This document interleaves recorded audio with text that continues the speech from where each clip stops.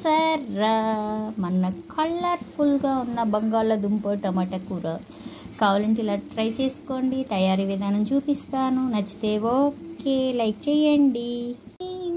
ఈరోజు ఏం కూర తెలుసా? బంగాళదుంప టమాటా, కాస్త మనకు తెలిసిందేగా, కొత్తిమీర, కరివేపాకు, ఉల్లిపాయలు, పచ్చిమిరపకాయలు, ఇదిగోండి ఇంట్లో కొంచెం ఎల్లో క్యాప్సికం ఉంటే అది వేసాను. తర్వాత పచ్చి బఠానీలు వేస్తున్నాను.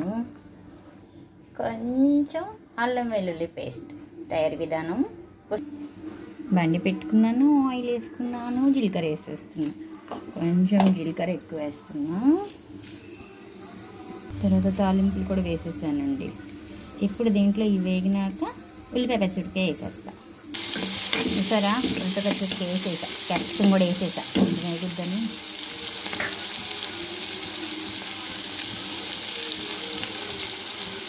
దాంట్లోనే ఉప్పు, పసుపు,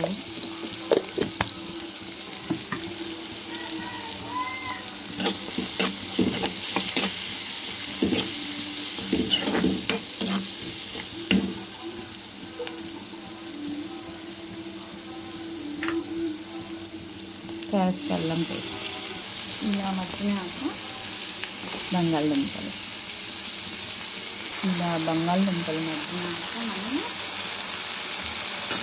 టమాటాలు వేసేసుకుందాం. ఇప్పుడు ఇందులో కూరకి సరిపడా ఉప్పు,